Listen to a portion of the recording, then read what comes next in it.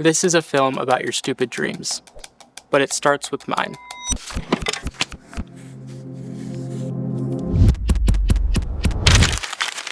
"4,625 days. That's about how old I was when I discovered my dream.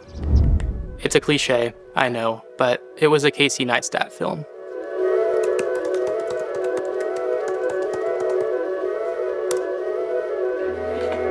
That's a gigantic indoor water park. It was visiting a German water park, traveling to Vietnam, or some other video like that. It was just a guy, his camera, and some story he wanted to tell. Needless to say, I fell down the YouTube rabbit hole. Jack Scapp, Will Derbyshire, Ben Brown, Tim Kellner, all these people who shared their lives in a way that I had never seen before. You see, I had been making YouTube videos already, but they were gaming videos and they weren't very good. They didn't say anything or mean something. But the thing that really lit the flame for me? The Casey Neistat videos. There's one thing that almost every good story has in common. They all have a villain. David had Goliath, Spider-Man had the Goblin, and I have, well, myself. I could blame a million different things for me not pursuing my dream. Society for structuring itself in a way where I have to spend all of my time working just to survive, family members for not being supportive, or even my depression for knocking me off my feet way too often. The truth, though, is that there's only one villain worth mentioning in this story, and that person is me. I'd like to say that my doubts and insecurities don't control me, but the truth is that they weigh on me a lot more than I'd like. This dream has been 24 years in the making, a culmination of literally everything that has ever happened to me. My own therapy, if you will. My hope is that if someone who's been in a similar situation as me sees these videos, then they can use it as hope, or as a journal of what to or not to do to get through it easier. I want to make the videos that I wish I had seen growing up. I want to document my life so that someday, if I have kids, they can look back and see what their dad's life was like when he was younger. And with all of that in mind, I started creating. It was fall of 2023 when I really decided to go for it. No more sporadic videos posted months apart. If I was really gonna do this, then I had to do something that I've always been scared to do. Commit. That year, I made about 20 videos and I grew my channel from 300 to over 1,000 subscribers. It was something that I really never thought would happen. I mean, why would people want to watch the videos that I created? But for some reason, they kept doing it. I set the goal of hitting 10,000 subscribers in 2025. And after about 10 minutes of thinking about that, my self-doubt changed it to 5,000. I didn't want to let myself down.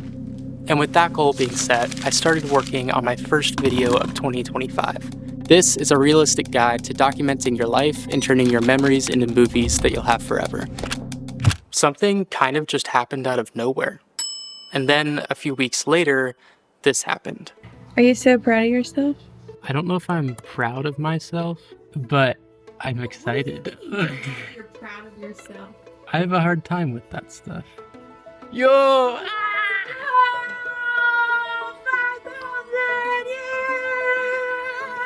Let's go! That's crazy. 5,000 people made a terrible mistake. Wow. I feel like we've talked about this so much and now it's like... That's crazy. I talk about it all the time. It's your dream and you're my dream. So I want my dream to have his dreams. It's always humbling how wrong we can be about things. And about a month later, it happened again.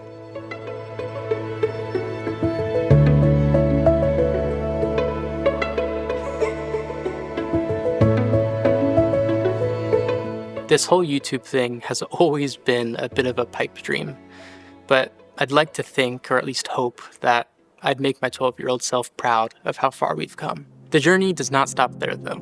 It was the middle of the day, and I was at work when a notification popped up on my screen.